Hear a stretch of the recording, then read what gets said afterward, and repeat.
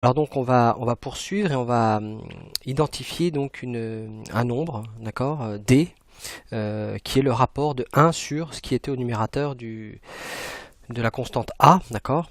Donc le 1 moins grand oméga sur petit oméga au carré, le tout au carré, plus l'autre quantité de mu grand oméga sur petit oméga au carré.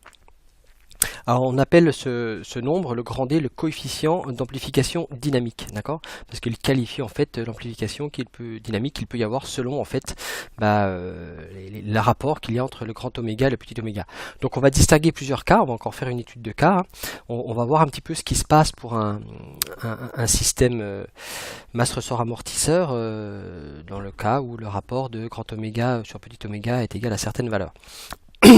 Donc on appelle ceci des régimes, d'accord? Alors on va s'intéresser au premier cas, à savoir le grand oméga est inférieur au petit oméga. Alors si le grand oméga est inférieur au petit oméga, ça signifie que le rapport du grand oméga sur le petit oméga va être inférieur à 1. D'accord? Alors, je vous laisse un petit peu observer cette valeur-là, hein. Si on a le grand oméga plus le petit oméga qui est inférieur à 1, ça veut dire que cette quantité qui va être du 0, quelque chose au carré, d'accord, va être encore plus petite. Donc là, on va avoir 1 moins quelque chose de très petit qu'on élève au carré, donc quelque chose de proche de 1. Et ici, on va avoir quelque chose qui est plus petit que 1, le mu qui est une valeur faible, donc ça va être une valeur très faible. Donc au fait, au dénominateur, on va avoir quelque chose qui va être relativement proche de 1, d'accord. Donc on va avoir du 1 sur du racine de 1 approximativement. Donc on appelle ceci le régime statique. D'accord. Alors, donc parce que D est voisin de 1, c'est ce que je viens de vous expliquer. Alors si vous regardez la valeur du phi, hein, le tangent de phi, vous l'avez ici, ça va en gros vous donner quelque chose de proche de 0 ici, sur quelque chose de proche de 1, donc tangent de phi égale 0, donc vous avez un déphasage qui est quasiment nul, puisque phi est proche de 0. Donc voilà, donc ça veut dire quoi? Ça veut dire que le solide, hein, en fait, la masse du solide se meut suivant une équation qui va être très très proche de celle de la sollicitation qu'on impose au système, c'est-à-dire qu'elle va se déplacer sans quasiment aucune amplification ni aucune avance ou retard de phase, d'accord? Voilà, donc vous pouvez retenir, alors c'est un des cas les plus simples, c'est le grand oméga est inférieur au petit oméga. Ça veut dire que vous imposez une sollicitation au système qui est inférieure à la pulsation propre du système, ok? Alors on va s'intéresser au deuxième cas. Donc, je vous ai mis en bas de la diapositive, je vous ai rappelé le coefficient d'amplification dynamique, d'accord, et le tangent de phi. Donc on va voir cette fois le grand oméga, d'accord, qui va être plus grand que le petit oméga. Alors ça signifie quoi? Ça veut dire que grand oméga sur le petit oméga, donc le rapport qu'on retrouve ici, d'accord, va être plus grand que 1. Alors, qu'est-ce qui va se passer si c'est plus grand si le grand oméga est plus grand que le petit oméga?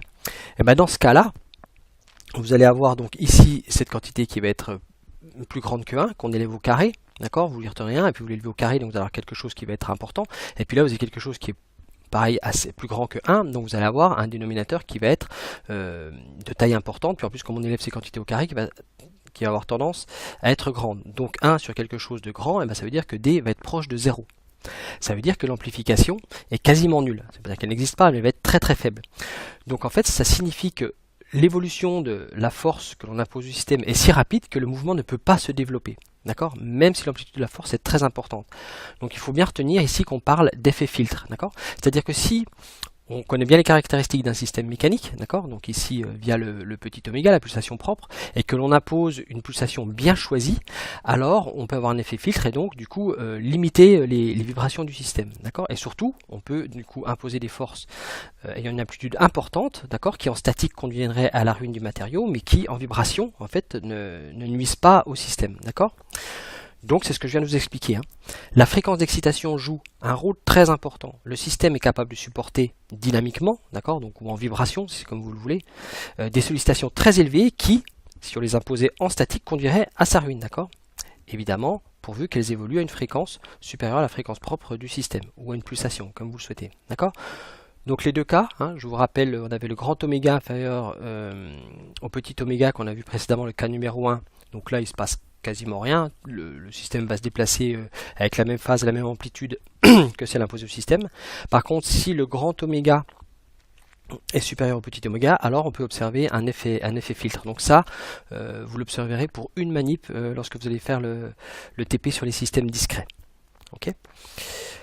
On va étudier maintenant le dernier cas, c'est quand le grand oméga, alors le symbole dièse est peu différent de petit oméga. On peut dire égal, mais bon, physiquement c'est des fois ce qu'on cherche à atteindre, mais on l'a pas forcément. D'accord. Alors qu'est-ce qui se passe quand on a le petit oméga qui est quasiment égal ou voisin de le grand oméga? Donc je vous ai rappelé le coefficient d'amplification dynamique ici. Ben, vous allez avoir cette valeur là qui est proche de 1. D'accord. Et là, vous allez avoir 1 moins quelque chose qui est proche de 1, donc 0. Là, vous avez quelque chose qui est proche de 1. Vous savez que le coefficient, coefficient d'amortissement est toujours une valeur faible qu'on élève au carré. Donc là, vous allez avoir des valeurs qui tendent vers 0. Donc vous allez avoir le D qui va tendre vers une valeur très très grande, vers l'infini, si vraiment on a du grand oméga sur petit oméga. D'accord. Voilà ce qu'il faut retenir. Donc c'est ce qu'on appelle le phénomène de résonance. Vous en avez tous entendu parler. C'est que D peut devenir très grand si l'amortissement est faible. D'accord. Ce qui est la majorité des cas. L'amortissement est, je vous l'ai montré pour l'acier, de 10-2. Donc c'est ce qu'on appelle le phénomène de résonance. D'accord. Donc ce qu'il faut remarquer dans tout ce que je vous explique ici, c'est qu'en dynamique, la fréquence d'excitation, d'accord, est plus importante que l'intensité de la force qu'on va imposer au système. D'accord. Il y a une prépondérance de la fréquence d'excitation. Alors, je vous ai fait une petite illustration qui est à prendre avec des pinces, faut un petit peu s'en méfier. Si on pousse à l'extrême, qu'on prend aucun amortissement, d'accord, mu égale 0, et qu'on dit que le grand oméga est exactement égal au petit oméga. Alors l'équation du mouvement, elle se ramène à cette forme-là, d'accord. Et si on cherche la solution avec des conditions initiales, par exemple de position de vitesse nulle, d'accord, et ben on va trouver que le déplacement suit cette forme-là. Et là, vous voyez bien qu'on a une oscillation ici, d'accord, des vibrations, pardon, de sinus oméga t. Et vous voyez bien que le terme qui est devant, on voit apparaître la variable temps, ça signifie que cette amplitude va tendre vers l'infini avec le temps. D'accord. Bon, c'est le cas extrême. Évidemment, physiquement, il ne se passe jamais rien, parce qu'on a toujours un petit peu d'amortissement. Et le phénomène de résonance est observé, où on a des amplitudes très très grandes qui ne tendent pas forcément à l'infini. De toute façon, même si elles devaient tendre à l'infini, on aurait une ruine du système étudié avant d'atteindre ces amplitudes, évidemment. Voilà, donc vous comprenez maintenant pourquoi on a établi le coefficient d'amplification dynamique en fonction du rapport de grand oméga sur petit oméga, parce qu'on fait des disjonctions de cas, d'accord. On étudie les 3 cas du rapport de oméga par rapport à grand oméga. Donc vous avez maintenant l'explication physique du phénomène de résonance qui apparaît à travers ce coefficient d'amplification dynamique. Alors, j'en viens à la sollicitation périodique. Alors, il y a un petit problème d'affichage. Donc, la sollicitation périodique, c'est quoi? C'est simplement décomposer la force en série de Fourier. D'accord? Donc, sous cette forme-là que vous êtes censé connaître. Alors, bon, là, on retrouve une constante. On va pas trop s'y attarder, ça n'a pas grand intérêt. Mais surtout, ici, vous avez des termes avec des fonctions trigonométriques en cosinus et en sinus. Bon, bah, qu'est-ce qui se passe? C'est simplement, ici, une somme de fonctions harmoniques. Voilà. Donc, comme on a des équations différentielles linéaires d'ordre 2 à coefficient constant, eh bien, on peut utiliser le principe de superposition, d'accord, des chargements. C'est-à-dire qu'on va chercher la solution lorsqu'on impose an cos n oméga t, enfin, alors a1 cos oméga t, on va trouver la solution. Après, on va chercher la solution pour un deuxième terme qui est égal à b1 sinus oméga t. Ensuite, une solution pour a2 cos 2 oméga t. La solution lorsque le second membre est simplement composé de b2 sinus 2 oméga t. La solution quand le second membre est simplement composé de a3 cos 3 oméga t. On va trouver toutes les solutions et on va les additionner. D'accord. On peut utiliser le principe de superposition parce que l'équation différentielle linéaire est d'ordre 2 à coefficient constant. D'accord. Et donc on se ramène du coup à la succession de résolution de fonctions harmoniques. D'accord. Donc c'est simplement en utilisant ce principe de superposition. Voilà. Donc ensuite, les deux derniers cas un petit peu particuliers, ce qu'on appelle la sollicitation impulsionnelle. Alors, qu'est-ce qu'une sollicitation impulsionnelle? C'est quand on impose une force F de très grande intensité, d'accord, pendant un temps très très court. Alors voilà, je vous ai fait un petit schéma là. Donc vous avez la force F qui est égale à petit f imposée pendant un delta t qui va être très court. Donc c'est